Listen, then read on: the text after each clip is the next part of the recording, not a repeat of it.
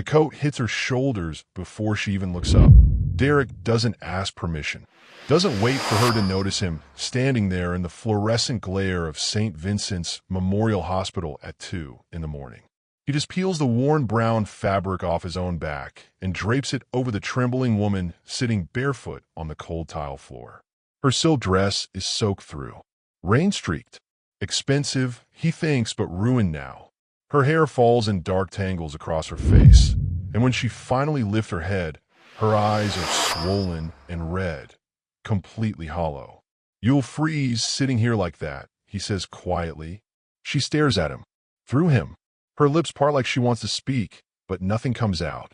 Just a shuddering breath that makes her whole body shake. Derek kneels down beside her, ignoring the ache in his knees from 12 hours on the warehouse floor.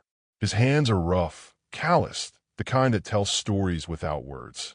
He doesn't touch her, just stays close enough that she knows she's not alone. "You okay?" he asks. She shakes her head. Slow, deliberate, like the question itself is too big to answer. He nods, accepting that. Around them, the hospital hums, machines beeping somewhere down the hall, a distant phone ringing unanswered, the harsh buzz of lights that never sleep. The air smells like disinfectant and exhaustion. "Hi, viewers. Kindly tell us where you're watching from and what time it is." The woman pulls his coat tighter around her shoulders. Her fingers clutch the fabric like it's the only thing keeping her from falling apart completely. She's not dressed for this place. No shoes, no bag, no coat of her own. Just that dress and the wreckage of whatever brought her here. Derek glances back toward the pediatric wing where his daughter Ari is sleeping. 8 years old with tubes in her arm and monitors tracking every heartbeat. She collapsed at school 6 hours ago. Just dropped in the middle of the cafeteria while eating lunch. The doctor said she's stable now, but they're still running tests. Still trying to figure out why her body gave out like that. He should be back there with her. Should be holding her hand, whispering promises he's not sure he can keep. But something about this woman on the floor stopped him. Something about the way she's curled into herself. Completely broken, completely alone. "I'm Derek," he offers. She doesn't give her name. Just looks at him with those empty eyes and whispers, "Why are you helping me?" The question hangs between them like fog. "Because someone once did the same for me," he says simply. It's true. 3 years ago, when his wife Mara was dying in a room 2 floors up, a nurse had brought him coffee at 4 in the morning. Had sat with him in silence when the words ran out. Had reminded him that kindness still existed in the space between grief and hope. The woman's face crumbles. A sob breaks free, raw and desperate. And she covers her mouth with both hands like she's trying to hold it all in, trying to keep the pieces from scattering across the floor. Derek stays quiet, lets her break, lets her feel whatever this is without judgment or expectation. Minutes pass, maybe 10, maybe 20. Time moves differently in hospitals at this hour. Everything stretches and contracts at the same time. Finally, she speaks. "I just need a minute." "Take all the minutes you need," Derek says. "I'm not going anywhere." And he means it, even though Ari is waiting. Even though his shift at the diner starts in 5 hours and he hasn't slept in 36. Even though every part of his body is screaming for rest. He stays, because something tells him this woman needs that coat more than he does. Needs someone to see her as human instead of whatever the world decided she should be. What he doesn't know, what he can't possibly know, is that the woman sitting on the floor in his coat used to make decisions that affected thousands of lives. That her name appears on medical bills and insurance denials. That just hours ago, she was sitting in a boardroom being told her empire was crumbling. What he doesn't know is that his simple act of warmth is about to change both of their lives forever. Would you keep watching to find out who she really is? Drop a comment below. A week later, the diner door opens. Derek looks up from wiping down the counter, and his breath catches. The woman from the hospital stands in the doorway. But she's different now. Transformed. Her hair is pulled back in a sleek bun. She wears a gray suit that probably costs more than his monthly rent. Her heels click against the worn linoleum as she walks toward him. She's carrying something. His coat, folded neatly over her arm like a sacred relic. "Mr. Haynes," she says softly. He blinks, sets down the rag. His co-worker Shanice shoots him a curious look from the kitchen window, but says nothing. "Do I know you?" Derek asks, even though recognition is already crawling up his spine. She stops 3 feet away. Her composure is perfect now. Shoulders back, chin lifted, but her eyes still carry that same haunted weight from the hospital floor. "We met last week," she says. "You gave me this." She extends the coat toward him. He takes it slowly, feeling the fabric between his fingers. It's been cleaned, professionally. The coffee stain on the left sleeve is gone. The frayed hem has been mended. "You didn't have to do that," he says. "I did," she replies, "and I need to do more." Derek glances around the empty diner. It's 3 in the afternoon, the dead zone between lunch and dinner rush. Outside, traffic crawls past on Lexington Avenue. Inside, the jukebox plays something old and forgotten. "Look, I appreciate you bringing this back," he says carefully, "but you don't owe me anything." Her expression shifts. Something cracks in that perfect composure. "Mr. Haynes, I owe you everything." The words land heavy. Too heavy for a Tuesday afternoon in a place that smells like burnt coffee and old grease. She reaches in her bag and pulls out a business card, sets it on the counter between them. Derek picks it up, reads the name embossed in silver lettering. Camille Loren, CEO, Loren Industries. His stomach drops. Loren Industries. The name on Ari's insurance denial letter. The name on the bill that's been keeping him awake at night. The name that represents everything he can't afford and can't fight. Yubi breathes. Camille nods slowly. "Yes." Silence stretches between them. A customer walks in, sits at a booth, and Shanice moves to take their order. The world keeps turning while Derek's brain tries to catch up. "The night we met," Camille continues quietly, "I was at my lowest point. I just learned my company, my life's work, had been used to hurt people. People like you. Like your daughter." Derek's jaw tightens. "Then why are you here?" "Because you showed me something I'd forgotten," she says. "Humanity. Compassion. The things that matter when everything else falls away." She takes a breath, steadies herself. "I've spent the last week dismantling the systems that failed you. I've launched a new initiative, a foundation that provides emergency medical coverage for children from single-parent households. It's called Project Warmth." Derek stares at her. "Why?" "Because a man with holes in his shoes gave me the only thing that kept me warm when the world turned cold," Camille says, her voice cracking just slightly. "And I realized that if I couldn't help the people standing right in front of me, then nothing I built mattered."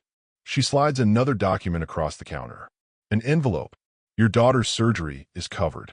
Fully, along with all follow-up care and any future needs related to her condition." Derek picks up the envelope with shaking hands. Opens it. Scans the letterhead, the approval stamp, the signatures that make it real. "I can't accept this," he whispers. "You already did," Camille replies. "The moment you gave me that coat. You taught me what true wealth looks like. Now let me honor that lesson." Outside, a siren wails past. Inside, the jukebox switches songs. And Derek realizes he's standing at a crossroads he never saw coming. What would you do in his position? Let us know below. Derek remembers the exact moment his life split in two. 3 years ago, room 407. Mara's hand going cold in his while machines screamed, and nurses rushed in, and Ari sat in the hallway, asking why Mommy wouldn't wake up.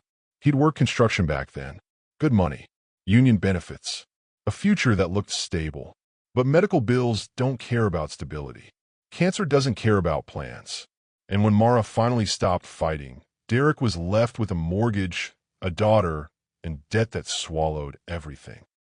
He lost the house 6 months later, sold everything that wasn't nailed down, moved into a 2-bedroom apartment in a neighborhood where gunshots replaced crickets at night, started working double shifts, warehouse during the day, diner at night, just to keep Ari fed and clothed and safe.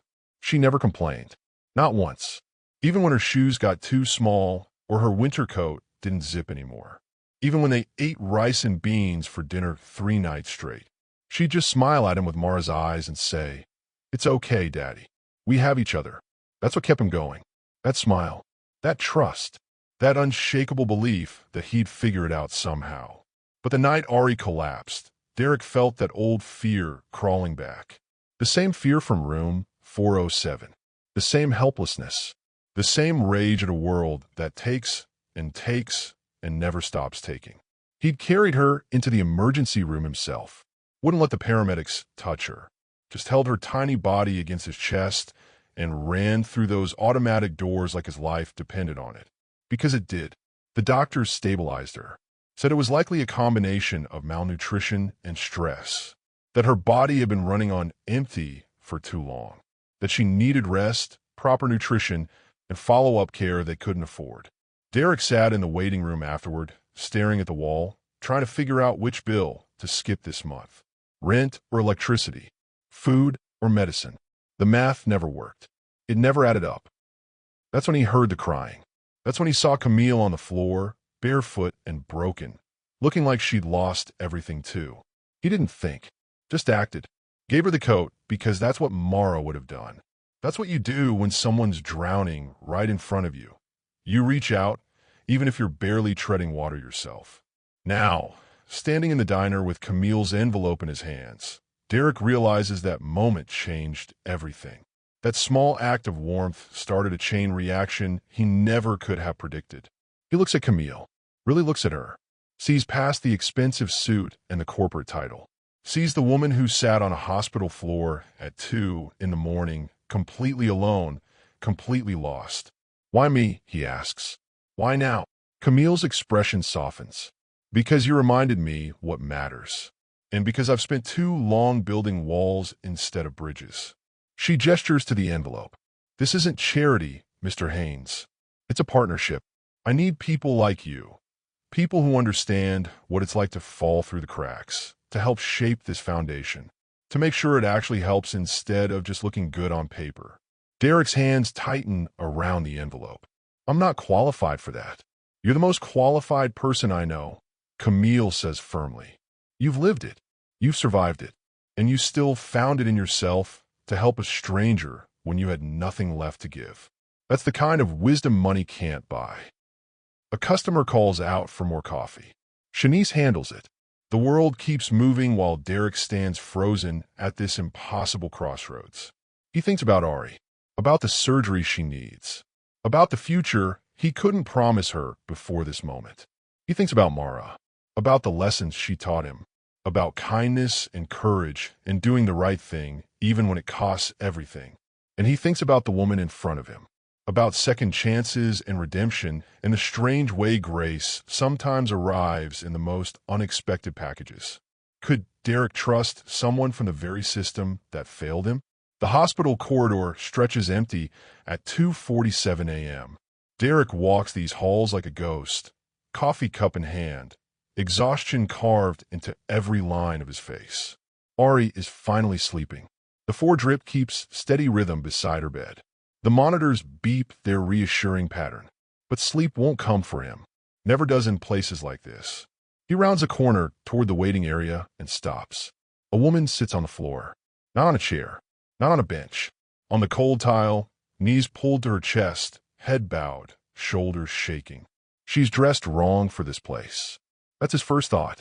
The silk dress looks expensive but ruined, soaked through, clinging to her frame.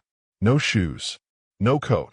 No phone clutched in her hand like every other person who haunts these halls at this hour. Derek hesitates. Hospital floors are full of private grief. Full of moments people don't want witnessed. But something about her posture, the way she's folded into herself like she's trying to disappear, pulls him forward. His work boots make soft sound against the tile. She doesn't look up. Ma'am. His voice comes out gentler than he expected. You okay? Her head lifts slowly. Her face is a wreck, mascara streaked, eyes swollen, lips trembling. She stares at him like she's not sure he's real. I just need a minute, she whispers. Derek nods, sets his coffee down on a nearby chair. His coat is worn and faded, the kind that's seen too many winters, but it's warm. He shrugs it off without thinking, drapes it over her shoulders. The woman flinches, then goes still. Her fingers reach up slowly, touching the fabric like it might vanish. You'll freeze sitting here like that, Derek says simply, She pulls the coat tighter.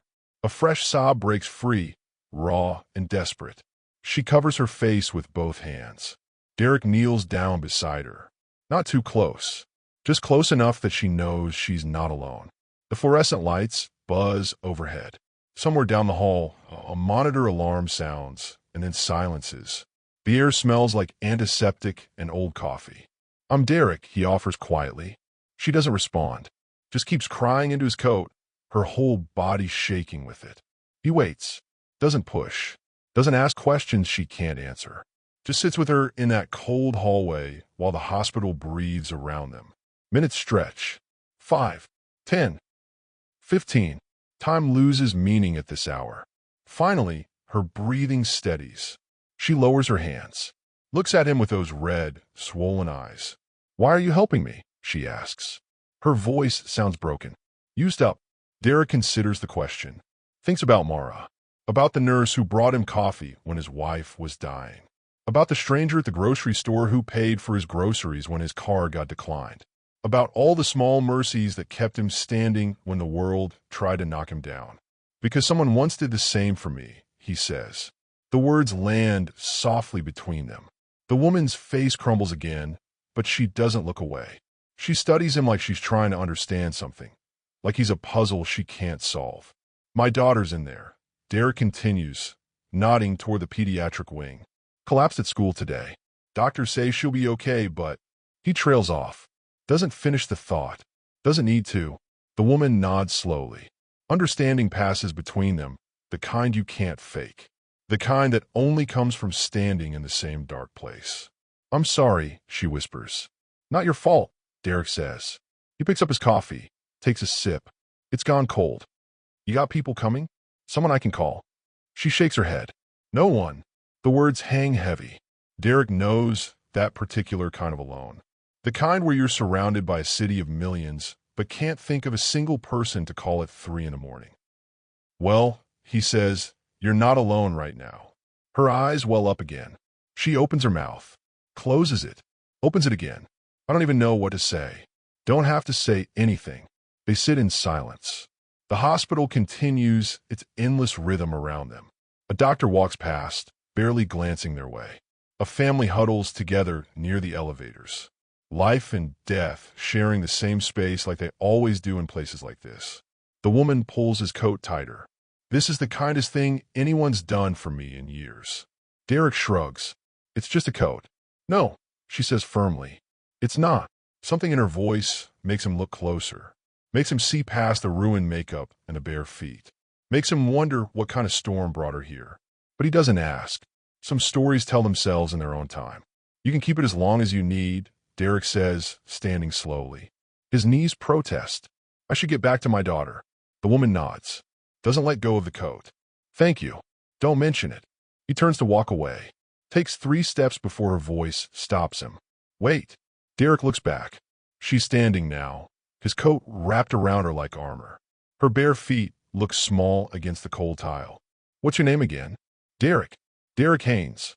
She repeats it softly, like she's memorizing it. "Thank you, Derek Haynes." He nods, offers a small smile, then turns and walks back toward Ari's room, leaving the woman standing alone in the hallway. What he doesn't see is the way she watches him disappear around the corner. The way she clutches his coat like it's the last solid thing in her crumbling world. The way she whispers to herself, "I won't forget this." What brought her to that hospital floor? Keep watching. Derek returns to Ari's room and finds her awake. "Hey, baby girl," he whispers, settling into the chair beside her bed. Ari's eyes are heavy but alert. The 4-tube in her small arm catches the dim light. "Where's your coat, Daddy?" He pauses. Didn't expect that question. Gave it to someone who needed it. "In the hospital?" "Yeah." Ari nods slowly, like this makes perfect sense. Like her father, giving away his only coat at 3 in the morning is just another Tuesday. "Was she cold?" "Very cold." "Then that was good," Ari says. Her voice is soft, tired. "Mama would have done that too." Derek's throat tightens. He reaches over, smooths her hair back from her forehead. She would have. They sit in comfortable silence. The monitors beep their steady rhythm. Outside the window, The city glows in patches of light and shadow. Somewhere out there, people are sleeping in warm beds, not thinking about hospital bills or insurance denials or how to stretch $17 until Friday. Daddy, Ari's voice pulls him back. Yes, sweetheart. Am I going to be okay? The question hits him like a fist. He leans forward, takes her small hand in his rough one. You're going to be just fine. I promise. But the doctors said, I don't care what they said, Derek interrupts gently. You're strong. You're a fighter. Just like your mama. Ari smiles weakly. I don't feel strong. Strength isn't about how you feel, he says. It's about getting up every single day, even when everything hurts. And you do that, baby. You do that every single day. She squeezes his hand. Her grip is weak, but determined. I'm scared, Daddy. I know. Me too. Really, really. But being scared doesn't mean we give up. It just means we hold on tighter. Ari's eyes start to drift closed, the medication pulling her under. Derek keeps holding her hand, watching her breathe, counting each rise and fall of her chest like he used to when she was a baby. A nurse comes in to check vitals, adjusts the 4, gives Derek a sympathetic smile before leaving them alone again. Hours pass. 4 a.m. becomes 5. 5 becomes 6. The sky outside starts to lighten, not bright, just less dark. The shift change begins. New nurses arrive. Old ones leave. The hospital wakes up slowly. Derek's phone buzzes.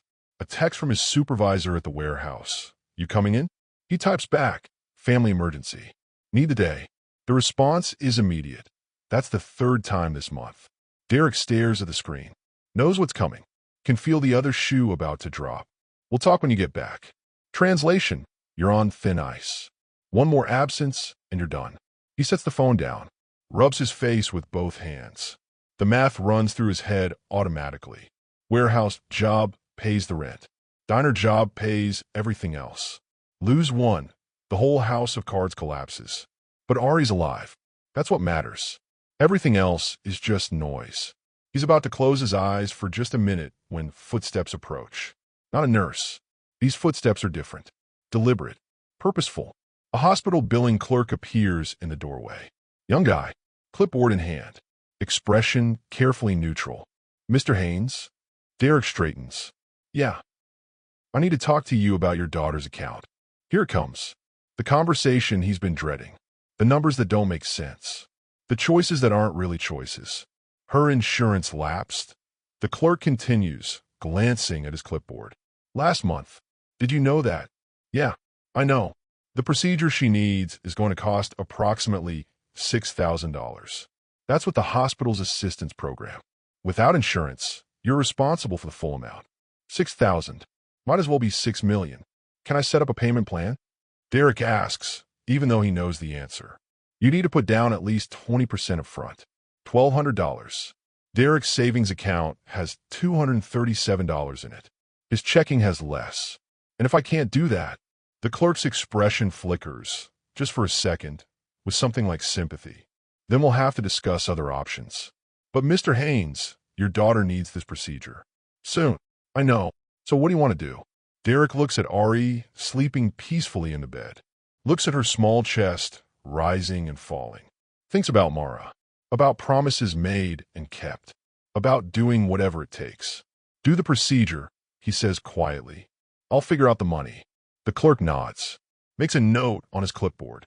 We'll need you to sign some forms. Whatever you need.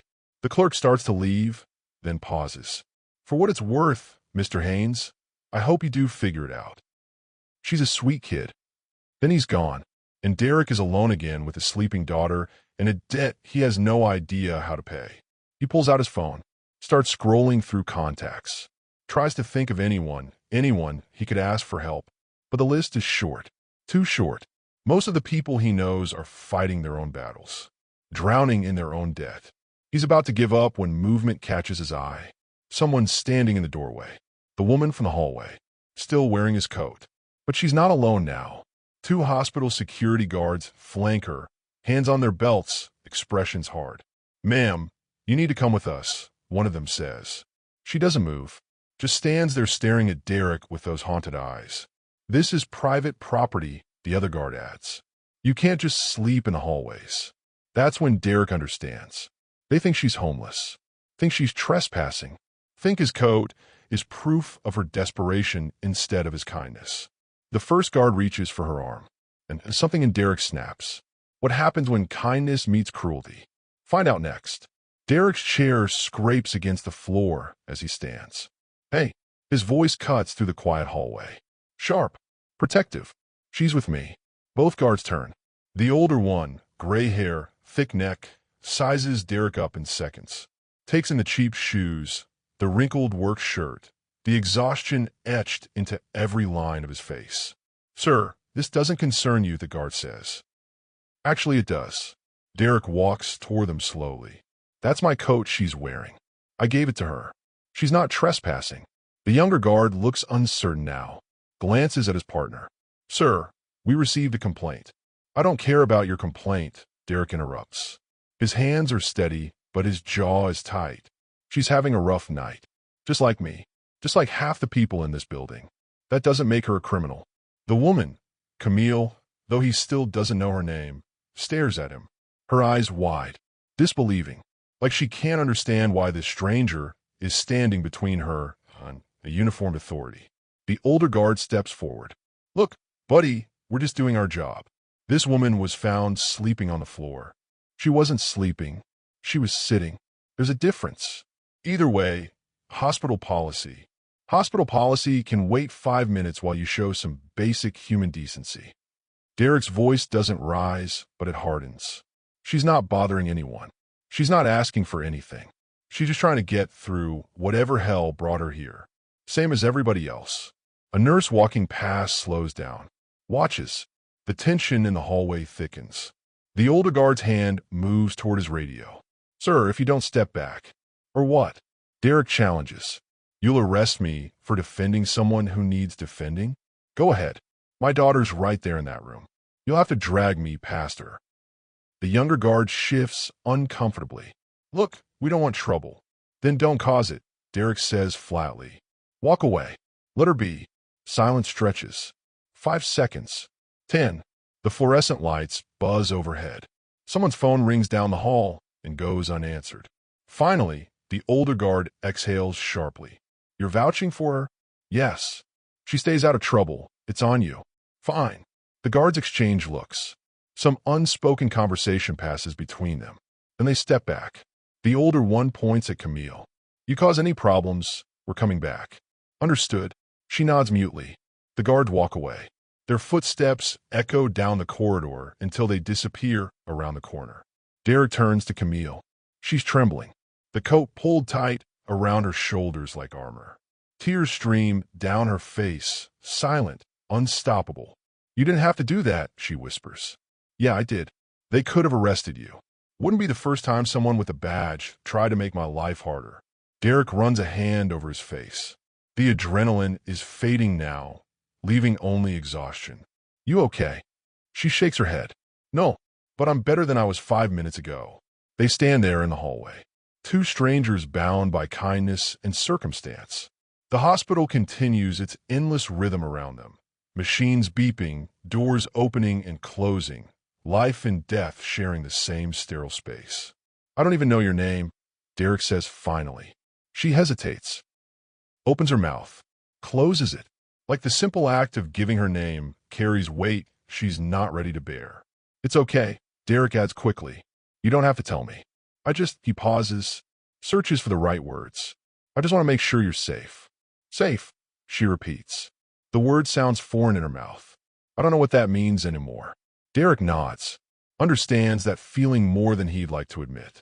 You got somewhere to go? When you leave here? Another hesitation. Then I don't know. Family? Friends? No one I can face right now. The admission hangs between them. Raw, honest. The kind of truth people don't usually share with strangers at 4 in the morning. Derek thinks about the $237 in his account. Thinks about the warehouse job hanging by a thread. Thinks about Ari's $6,000 procedure and the payment plan he can't afford. Then he thinks about Mara, about what she'd do in this moment. Look, he says, I can't fix whatever brought you here, but I can make sure you don't freeze on a hospital floor.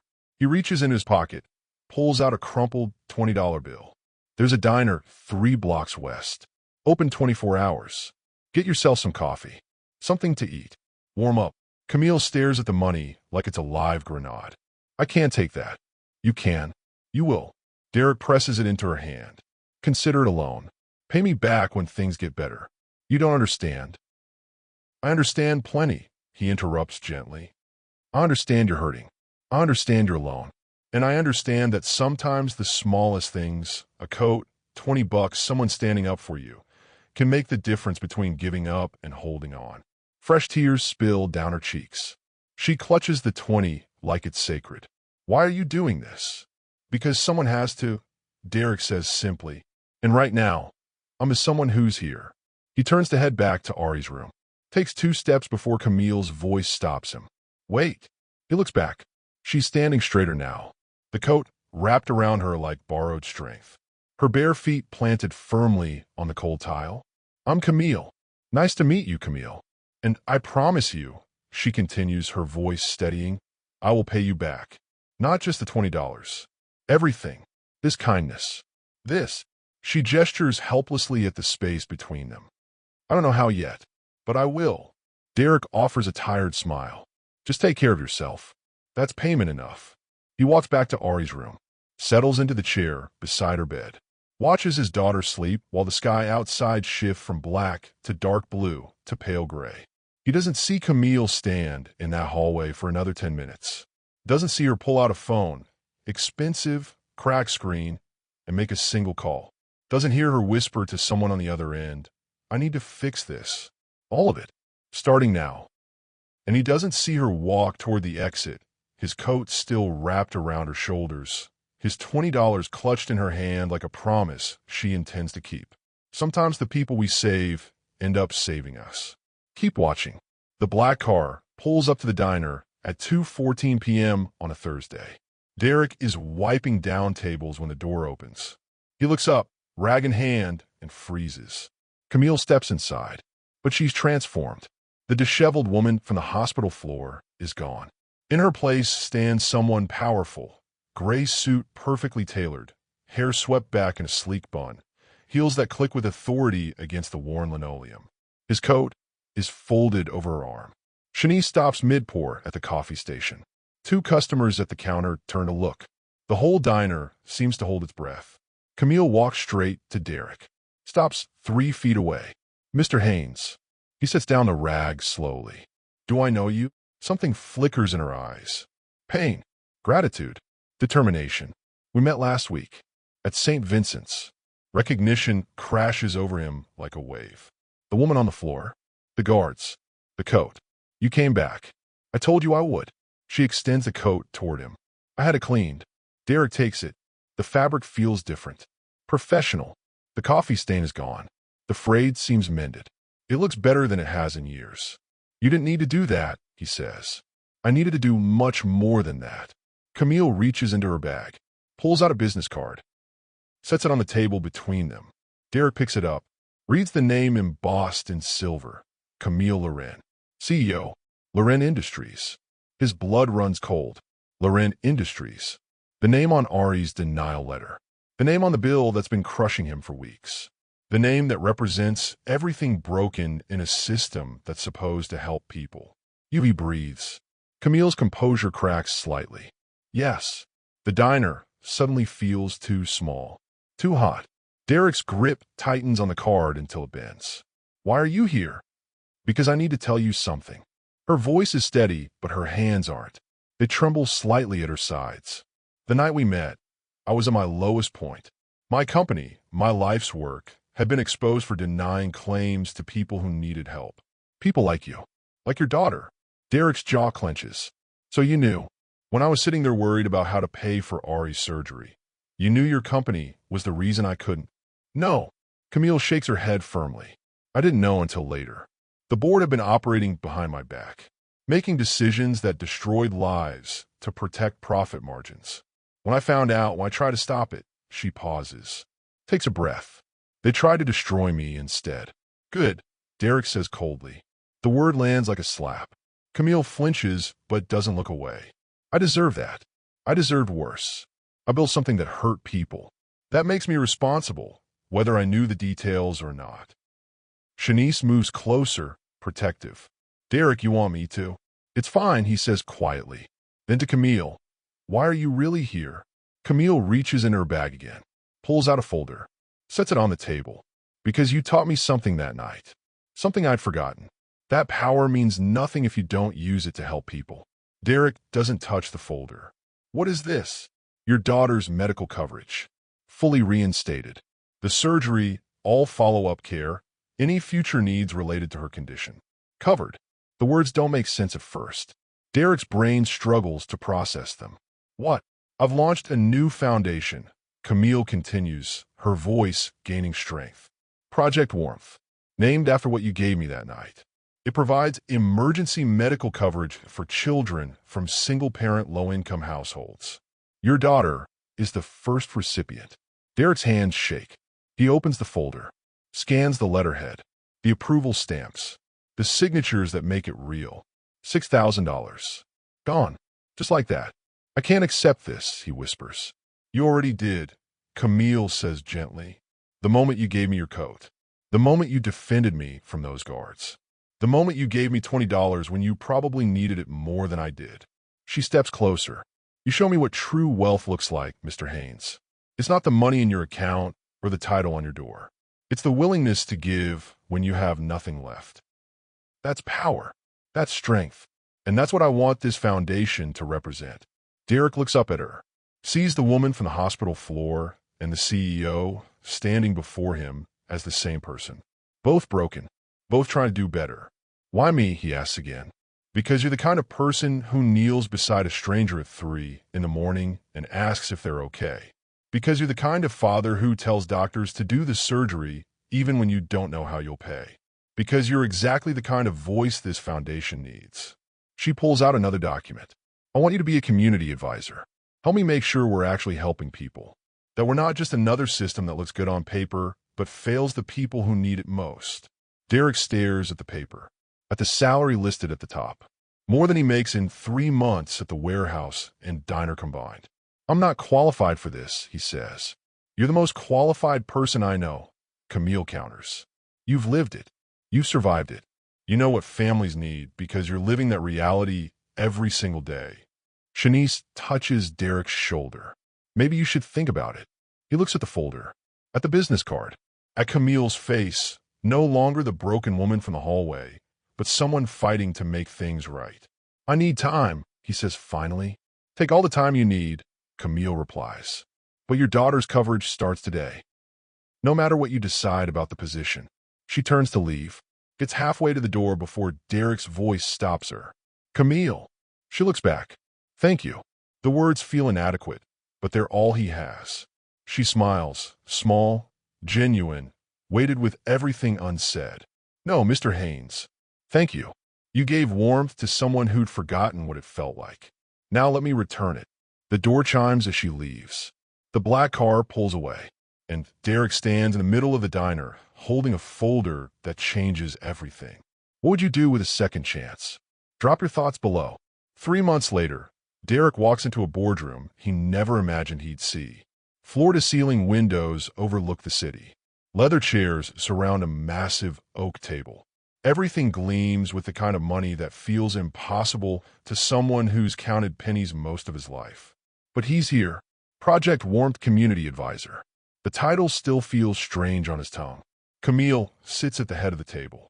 Beside her, 5 other advisors, all single parents, all survivors of the same broken system that tried to crush them.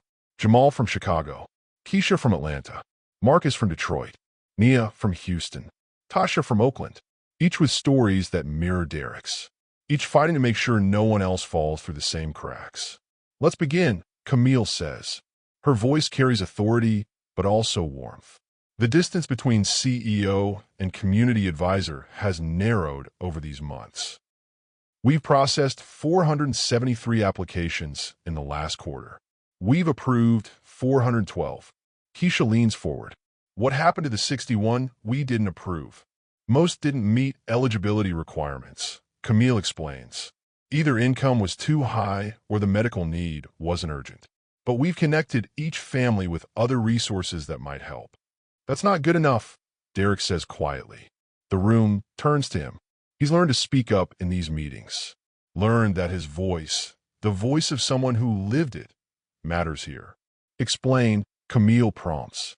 Connecting them to other resources means sending them back into the same maze that failed them the first time, Derek says. We need to do better.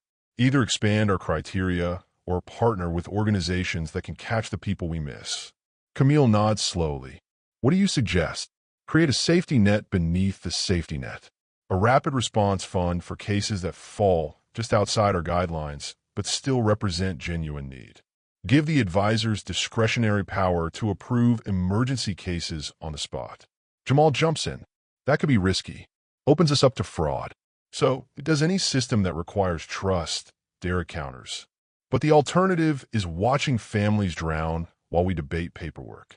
I'd rather risk getting taken advantage of by a few than fail the many who genuinely need help.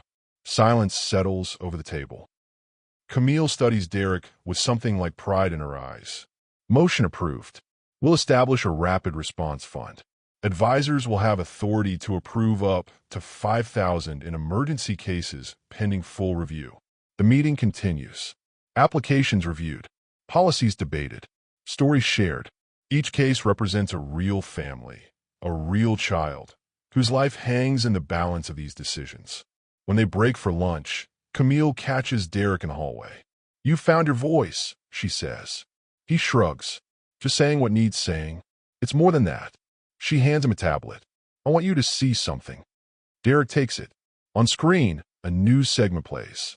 The headline reads, From hospital floor to boardroom. How one act of kindness sparked a movement.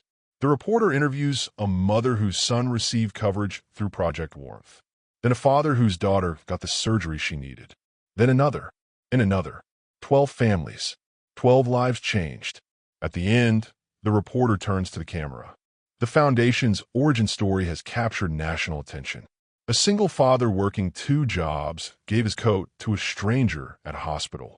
That stranger turned out to be the CEO of the very company whose policies had failed him. What happened next has become a powerful example of redemption and grace. The segment ends with footage of Camille speaking at a healthcare reform hearing. She's testifying before Congress, her voice steady and passionate. I met a man with holes in his shoes who gave me the only thing keeping him warm. That night taught me more about wealth than 40 years of business success ever could. The video stops. Derek hands back the tablet, throat tight. You've become the face of this movement, Camille says softly. People see you and see themselves. See proof that the system can change. I'm just trying to help, Derek murmurs. You're doing more than helping. You're inspiring. She pauses. There's something else. A major hospital network wants to partner with us. Adopt our model nationwide. It would mean expansion, real, lasting change. Derek meets her eyes. What's the catch? No catch. Just more work. More families to help. More lives to change. She smiles. Are you ready for that? He thinks about Ari. Healthy now, thriving, talking about becoming a doctor someday. Thinks about all the other heirs out there. All the Dereks sitting in hospital waiting rooms at 3 in the morning, wondering how they'll survive. Yeah, he says. I'm ready. 6 months after that conversation, Project Warmth operates in 37 states. The foundation has helped over 3,000 families. The model has been adopted by 4 major hospital networks. Insurance companies are revising policies. Legislation is being proposed. One act of warmth multiplied across the nation. Derek still works at the diner sometimes. Not because he needs to. The advisor's salary is comfortable, but because it keeps him grounded. Keeps him connected to the world he came from. One evening, a young father walks in. Looks exhausted.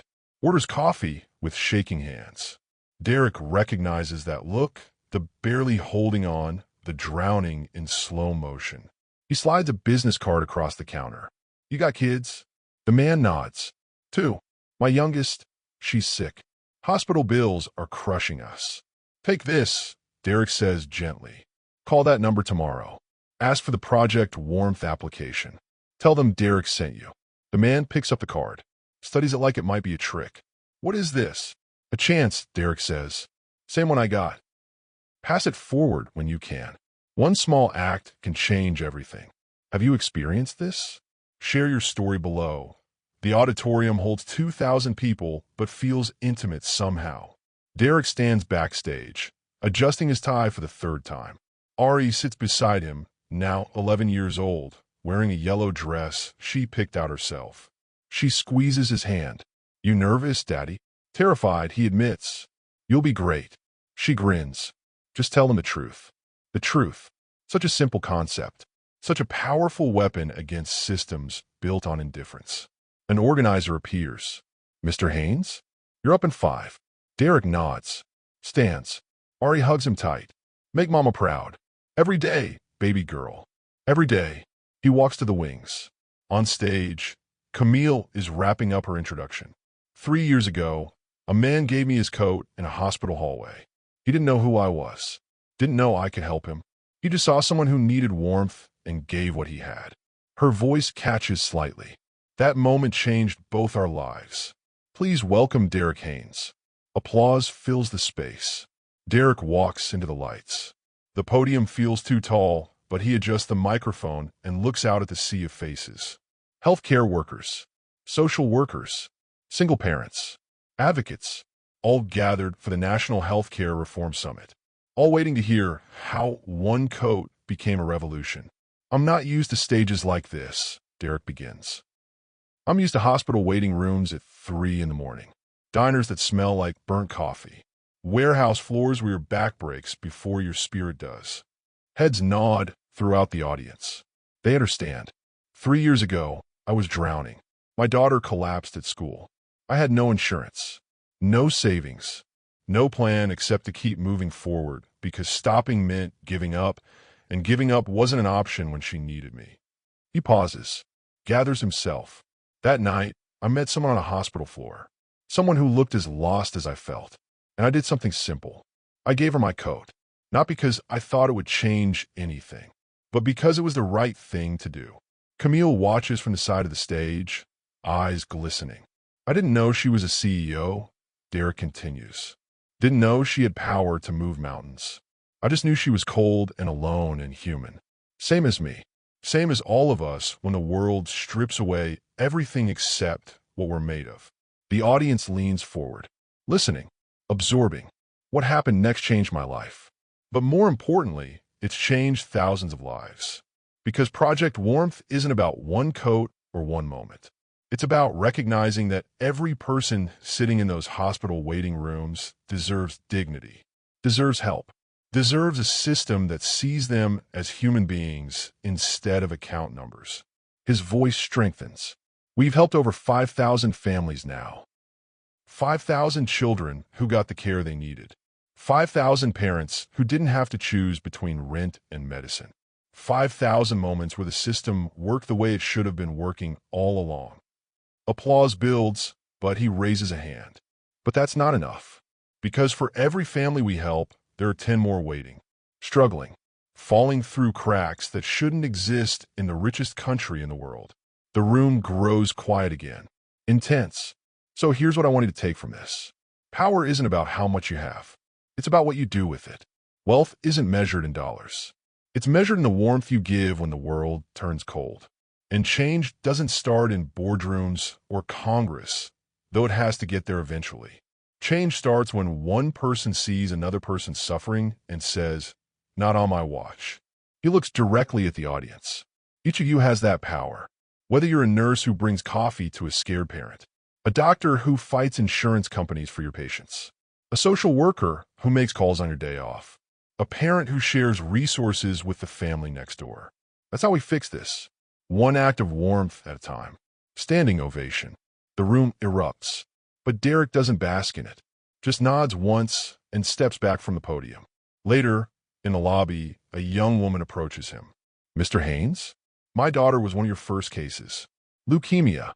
Project Warmth covered her treatment. She's been in remission for 2 years now." Derek's eyes well up. "That's wonderful. I brought something for you." She hands him a small package wrapped in brown paper. "Open it." Inside is a child's drawing, a crayon picture of a man giving his coat to a woman. At the bottom, shaky letters spell out, "Angels don't have wings. They have kind hearts." Derek's throat closes. He looks at the woman and sees his own journey reflected back. The struggle, the fear, the gratitude for being seen. "Thank you," he whispers. "No," she says firmly. "Thank you. You gave us hope when we had nothing left." That night, back at his apartment, Derek tucks Ari into bed.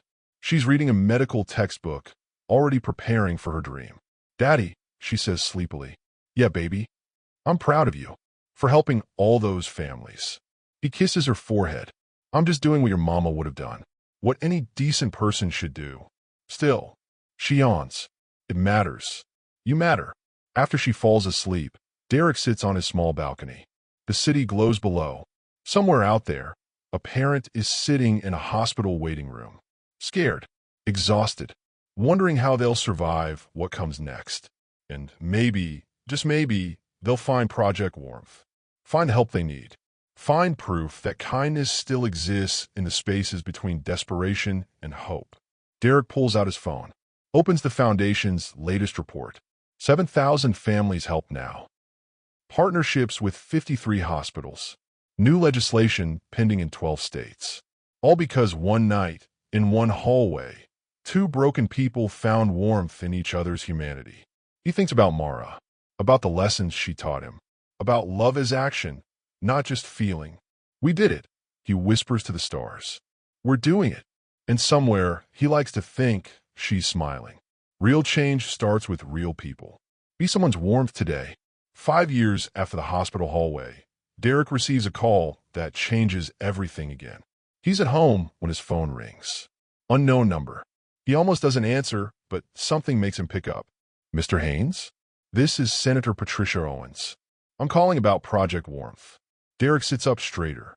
Senator Owens chairs the Congressional Committee on Healthcare Reform. "Yes, ma'am. Your foundation has demonstrated what's possible when we prioritize people over profit. I'd like to discuss something with you and Ms. Loren. How soon can you get to Washington?" 3 days later, Derek and Camille sit in a Senate office building. The proposed legislation sits on the table between them. Thick, complex, built on the foundation they created. The Healthcare Access and Dignity Act, Senator Owens explains, based entirely on the Project Warmth model. Universal coverage for children from low-income families. Mandatory review processes for claim denials. Community oversight boards. Everything your foundation proved could work. Derek scans the document, sees his own words reflected in policy language, sees Ari's story written between the lines. "This could help millions," Camille says softly. "It will," the senator corrects, "if we can get it passed. Which is why I need you both to testify. Put faces to the policy. Show Congress what we're fighting for." The hearing happens 2 weeks later. National coverage. Every major network carries it live. Derek sits at the witness table, Camille beside him. Across from them, senators from both parties. Behind them, families whose lives were changed by Project Warmth. "Mr. Haynes," Senator Owens begins, "tell us how you ended up founding this initiative." Derek takes a breath. "I didn't found it, Senator. I just gave someone my coat." Everything that followed came from recognizing our shared humanity in a moment when both of us had lost almost everything. He tells the story. The hospital, the hallway, the coat, the guards, the transformation. Every word lands with weight because it's true, because it happened, because it could happen to anyone sitting in that room. When he finishes, another senator leans forward. Some critics argue this model is too expensive, too ambitious, that we can't afford to provide this level of care to everyone who needs it. Derek meets his eyes. "Senator, with respect, we can't afford not to. Every family that goes bankrupt paying medical bills represents a failure of our system. Every child who doesn't get treatment because their parents can't pay represents a moral catastrophe. We're not talking about luxury care. We're talking about basic human dignity." The senator pushes back. "But who pays for it?" "We all do," Derek says simply. "Same way we pay for roads and schools and fire departments. Because some things are too important to leave to chance or charity." Health isn't a privilege for those who can afford it. It's a right for anyone born on this soil. The hearing lasts 4 hours. Testimony from doctors, economists, families, advocates. By the end, even the skeptics look moved. The bill passes 6 months later.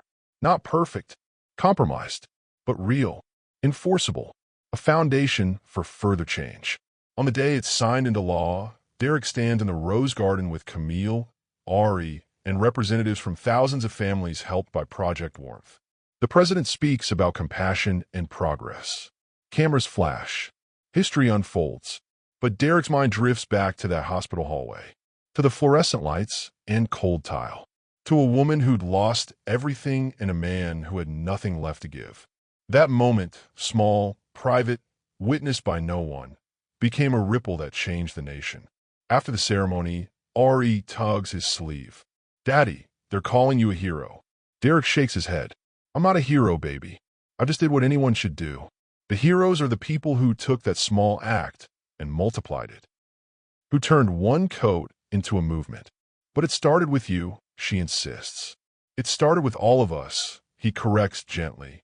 "Every person who chooses warmth over indifference. Every person who sees someone suffering and says, 'I can help.' That's where change begins." That evening, Derek returns to St. Vincent's Hospital, not as a desperate parent, but as a visitor. He walks the same hallways, sits in the same waiting area where he met Camille. A young father sits there now, head in his hands, shoulders shaking. Derek approaches quietly. "You okay?" The man looks up, eyes red, face exhausted. "My son needs surgery. I don't know how we're going to pay for it." Derek sits beside him. "What's your son's name?" "Marcus. He's 6.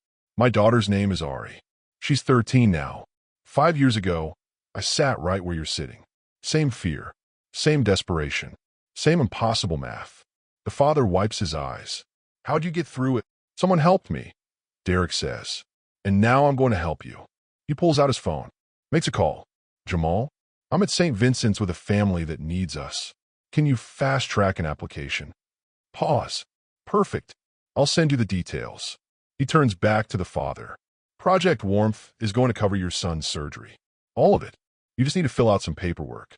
The man stares at him. "I don't understand." "You don't have to," Derek says gently. "Just accept it. Let people help you. And someday, when you're back on your feet, pass it forward." That's how we change the world. One act of warmth at a time. The father breaks down. Relief and disbelief mixing with tears. Derek stays with him. Offers the same presence someone once offered him in this exact spot. Later, walking to his car, Derek looks up at the hospital, thinks about all the stories unfolding inside, all the fear and hope and love compressed into these walls. His phone buzzes. A text from Camille. "Just got word. Hospital network in Japan wants to adopt our model. This is going global." Derek smiles, types back, "All from one coat." Her response is immediate. All from one heart willing to give. He drives home through the city, past the warehouse where he used to work himself to exhaustion, past the diner where he served coffee at midnight, past the apartment complex where he learned that rock bottom isn't the end, just the foundation for something stronger. At home, Ari is studying. Medical journals spread across the kitchen table. She's going to be a doctor, going to heal people the way Project Warmth healed their family. "How'd it go?" she asks. "Met a father who needed help. We're going to help him." She nods, unsurprised. This is their life now. This is what warmth looks like when it multiplies. That night, before bed, Derek pulls out the brown coat. It's old now, worn beyond repair, but he keeps it in his closet, a reminder of where this all started. He thinks about Mara, about the promise he made at her funeral to give Ari a good life, about how impossible that promise seemed 3 years ago. "We made it," he whispers.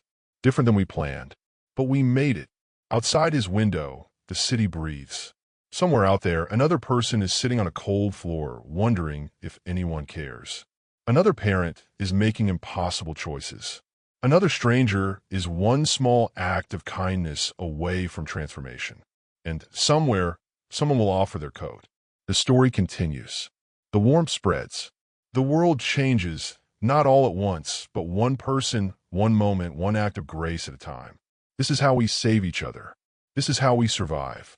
This is what it means to be human in a world that often feels cold and unforgiving. Derek closes his eyes, feels the weight of 5 years lifting and settling into something new. Not burden, but purpose. The kind that doesn't exhaust you. The kind that fuels you. His phone lights up one more time. A notification from the Project Warmth app. Another family approved. Another child getting the care they need. Another parent who won't have to choose between medicine and food. He smiles in the darkness, then sets the phone down and finally, rests. Because the work isn't finished. It never will be. But tonight, thousands of families are sleeping a little easier. And tomorrow, there will be thousands more. All because one man gave his coat to a stranger. All because one woman remembered what it meant to be human. All because warmth, once shared, never stops spreading. This story proves that no act of kindness is ever too small. Every gesture matters. Every moment of compassion creates ripples we may never see, but that change lives in ways we can't imagine. If this story moved you, if it reminded you that goodness still exists in this world, then hit that subscribe button and turn on notifications. Until next time, keep your hearts open, keep your compassion alive, and keep believing that one person really can make a difference. Because Derek Haynes proved it, and so can you.